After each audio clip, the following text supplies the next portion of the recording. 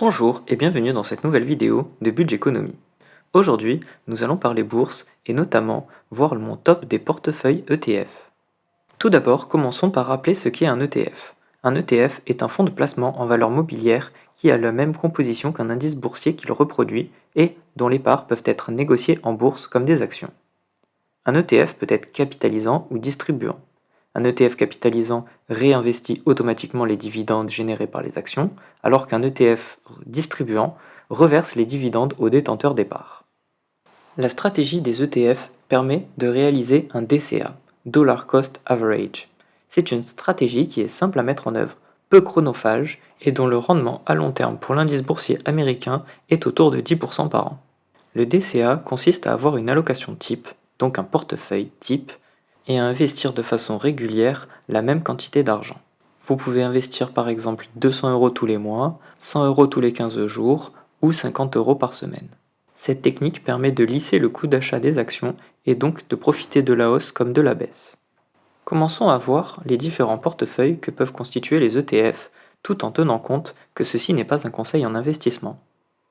Le portefeuille numéro 1 se prénomme la simplicité. Il s'agit d'un portefeuille le plus facile à mettre en place puisqu'il contient un seul ETF, le MSCI World. Il peut être composé soit de l'ETF MSCI World de Amundi qui coûte 419 euros par part, ou de l'ETF Lixor qui lui coûte 25 euros par part. Si vous souhaitez donc mettre moins de 400 euros par mois, je vous conseille d'utiliser l'ETF de Lixor. Vous pourrez ainsi acheter plus régulièrement des parts et donc mieux moyenner vos prix d'achat. Le second portefeuille, appelé Emerging Market, permet une meilleure diversification géographique.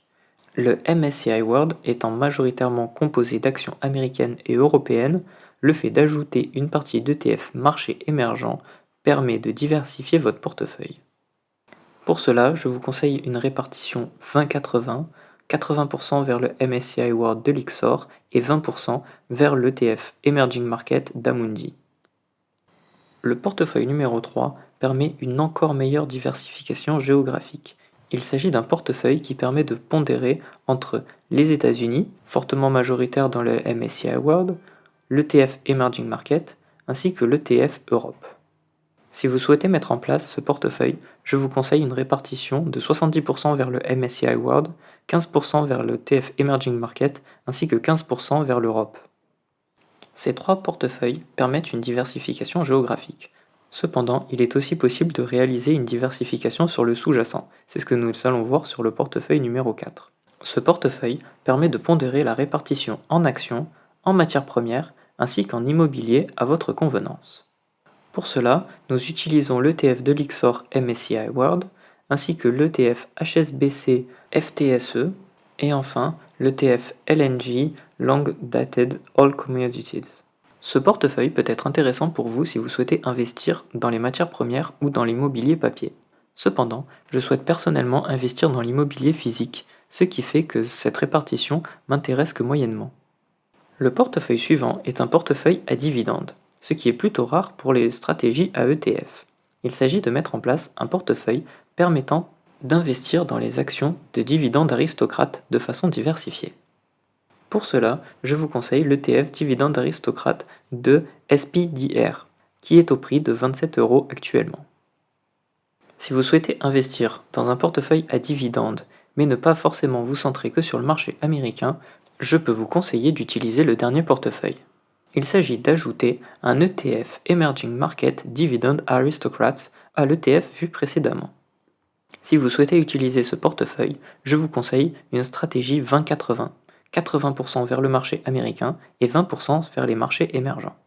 Il s'agit d'une stratégie que je mettrai peut-être en place dans le futur en vue d'atteindre l'objectif du challenge 1 KPM, soit la génération de 1000 euros par mois de revenus automatiques. Pour conclure sur cette vidéo, je trouve que la bourse est un excellent moyen d'investir son argent. Elle peut offrir de très bons rendements, mais comporte des risques de perte en capital. Certaines stratégies sont beaucoup plus risquées que d'autres. J'utilise personnellement la stratégie des ETF ainsi que la stratégie rendement. Concernant la stratégie des ETF, je pratique personnellement un DCA sur l'ETF MSCI World de Lixor afin d'investir de façon la plus passive possible. Je pense ajouter une faible part de l'ETF Emerging Market afin de m'approcher au plus possible du portefeuille numéro 2 dans le futur.